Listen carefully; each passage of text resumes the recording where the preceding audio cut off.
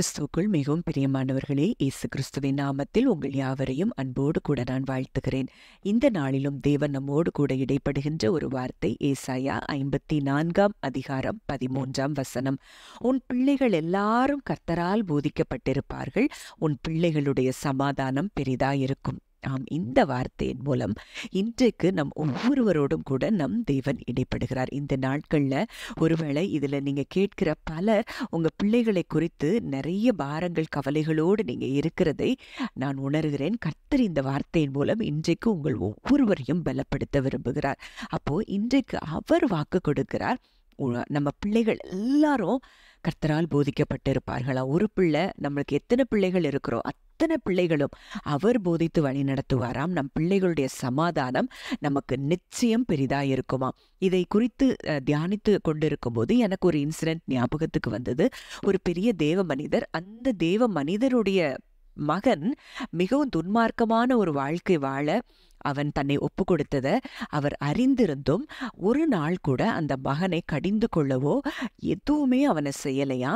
அவன் நைட்டு வீட்டுக்கு லேட்டாக தான் வருவானா. ஆனால் லேட்டாக வந்தப்போ கூட அவனை பார்த்துட்டு அவர் ஒன்றுமே செய்யாமல் தன்னுடைய அறைக்கு போய் அங்கே முழங்கால் படிட்டு, நீங்கள் என் பிள்ளைய குறித்து சொல்லியிருக்கிற வார்த்தை இதுதான், என் பிள்ளை உம்மால் போதிக்கப்பட்டிருப்பான், என் பிள்ளையுடைய சமாதானம் எனக்கு பெரிதாக இருக்கும்னு நீங்கள் சொல்லியிருக்கிறீங்கப்பா, என் பிள்ளையுடைய வாழ்க்கை நிச்சயம் அப்படியே மாறப்போகிறது அப்படின்னு சொல்லி விசுவாசத்தோடு அவர் இந்த வார்த்தையை சொல்லி தேவனுக்கு நன்றி செலுத்துவாராம்.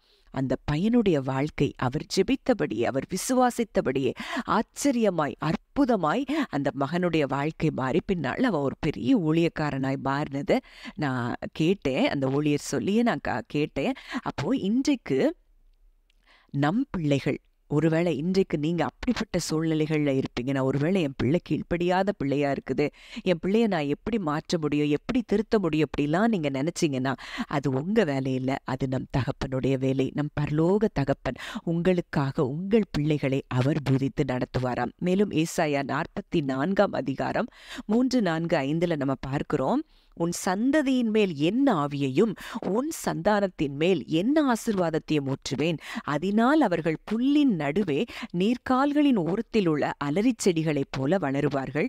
ஒருவன் நான் கர்த்தருடையவன் என்பான், ஒருவன் யாக்கோபின் பேரை தரித்து கொள்ளுவான், ஒருவன் தான் கர்த்தருடையவன் என்று கையெழுத்து போட்டு இஸ்ரவேலின் நாமத்தை தரித்து கொள்வான். நாம் இந்த வார்த்தையின் மூலம் கூட இன்றைக்கு தேவன் நம்மோடு கூட மறுபடியும் ஒரு விசையாய் இடைப்படுகிறார். அவருடைய ஆவியை நம்ம பிள்ளைகள் மேல, சந்ததியின் மேல ஊற்றுகிறாராம். அவருடைய ஆசீர்வாதத்தை நம்ம சந்தானத்தின் மேல ஊற்றுகிறாராம். இதுக்கு மேல ஒரு வாக்குத்தத்தம் நமக்கு தேவையே இல்லை. ஏன்னா அவர் ஒரு வாக்குத்தத்தம் கொடுத்துட்டார்னா அதை நிச்சயமாய் செய்து முடிப்பார்னு நம்ம எப்ப விசுவாசிக்கிறோமோ அந்த வாக்குத்தத்தம் நம் பிள்ளைகளுடைய வாழ்க்கையில நிச்சயமாய் நிறைவேறும். ஏன்னா அவர் பொய் சொல்ல மனிதன் அல்ல, மனம் மாற மனுபுத்திரனும் அல்ல. அவர் சொல்லியும் செய்யாதிருப்பாரோ, வசனித்தும் நிறைவேற்றாதிருப்பாரோ அப்படின்னு சொல்லி வார்த்தை சொல்லுகிறத நம்ம பார்க்கிறோம். நிச்சயமா அவருடைய ஆவியை நம் பிள்ளைகள் மேல இன்றைக்கு ஊற்றுகிறார். அவருடைய ஆசீர்வாதத்தை நம் சந்தானத்தின் மேல இன்றைக்கு ஊற்றுகிறாராம். மேலும் ஏசாயா 61:9 நம்ம பார்க்கிறோம், அவர்கள் சந்ததியானது ஜாதிகளின் நடுவிலும் அவர்கள் சந்தானமானது ஜனங்களின் நடுவிலும் அறியப்பட்டிருக்கும், அவர்களை பார்க்கிற யாவரும் அவர்கள் கர்த்தரால் ஆசீர்வாதம் பெற்ற சந்ததி என்று அறிந்து கொள்வார்கள் என்று சொல்லி வேதம் சொல்லுகிறது.